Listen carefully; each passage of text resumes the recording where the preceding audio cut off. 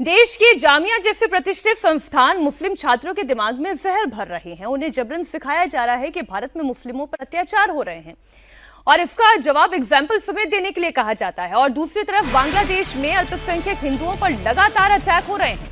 हिंदुओं के घरों को जलाया जा रहा है, हिंदुओं को मारा जा रहा है, उन्हें काटा जा रहा है। तस्वीर आपके सामने चटगांव की रख रही हूं, जहां हिंदू परिवार के घर में जिहादी जमातियों ने आग लगा दी है।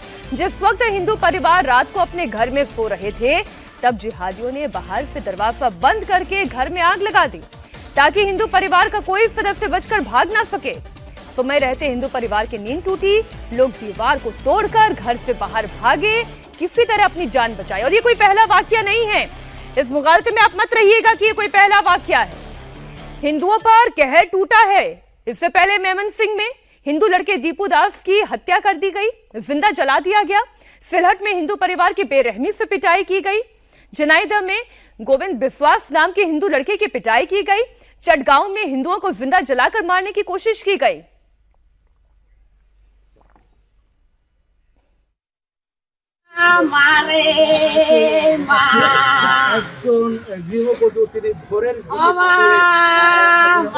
কান্না করছেন এবং বিলাপ করছেন সেটি দেখতে পাচ্ছেন।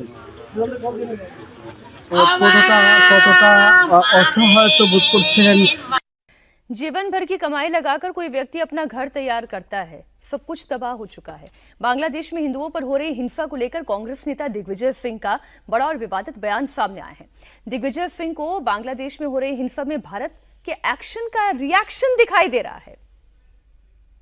बांग्लादेश में जब से इस प्रकार का जो आंदोलन होकर सरकार बदली है, वहां वो सारे तत्व हैं जो कि धार्मिक उन्माद फैलाकर राजनीति करते हैं, जिनका विरोध शेख हसीना करती थी, जिनका विरोध शेख मुजीब साहब ने किया था।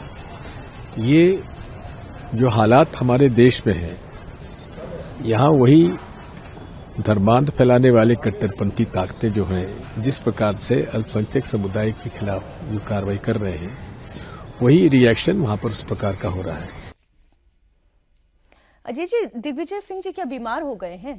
ये मैं इसलिए पूछ रही हूँ, इनकी पार्टी के नेता प्रियंका गांधी सदन में खड़े होकर ये कहती हैं कि बांग्लादेश में हो रही हिंसा के खिलाफ एक्शन होना चाहिए, भारत से आवाज उठनी चाहिए, सरकार को कुछ करना चाहिए, और ये कह रहे हैं कि एक्शन का रिएक्शन हो रहा है।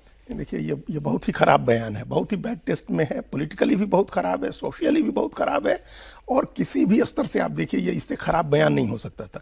जिस दिन हिंदुस्तान में, बांग्लादेश में जो हो रहा है वो सत्ता संरक्षित अपराध है। सत्ता के सामने पुलिस की मौजूदगी में हिंदुओं के ऊपर हमले हो रहे हैं, उनके घर जलाए जा रहे हैं, उनको मारा जा रहा है।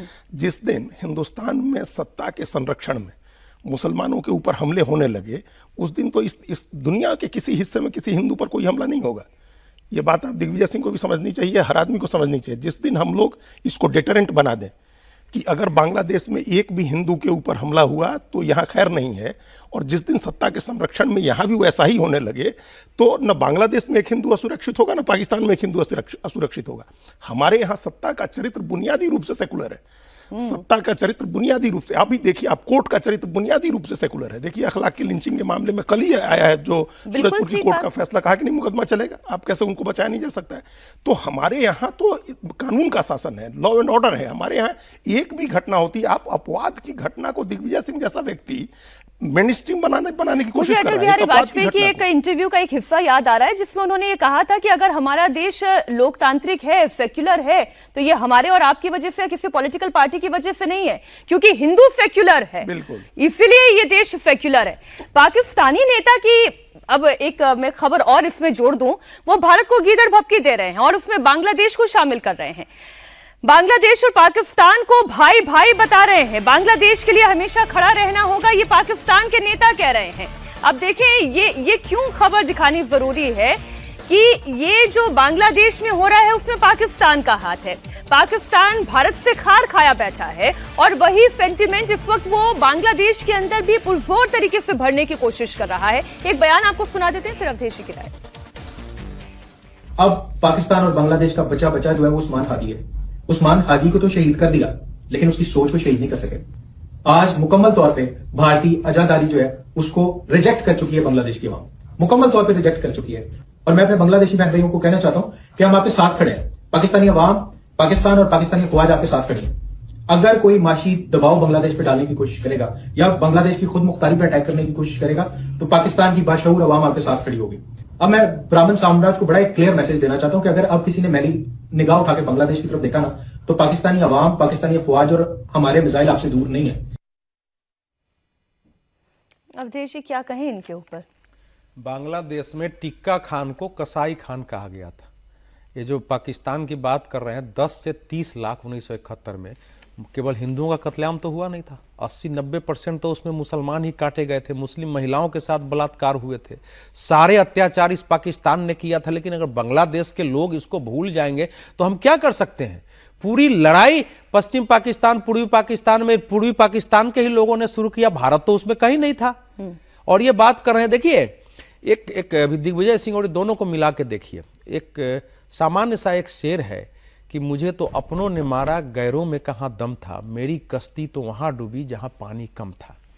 अगर राहुल गांधी जर्मनी में बैठकर, अमेरिका में बैठकर कहते हैं कि भारत में अल्पसंख्यकों, दलितों, मुस्लिमों इस पर अत्याचार बढ़ा है, आदिवासियों पर, तो उनके नेता अलग लाइन तो नहीं बोल सकते हैं। दिग्विजय सिंह वैसे भी जब मुंबई के हमले को आरएसएस के हम लोग किताब छपवाने से भूमिका से लेके अगर करते हैं तो वो करेंगे, वो कर रहे हैं।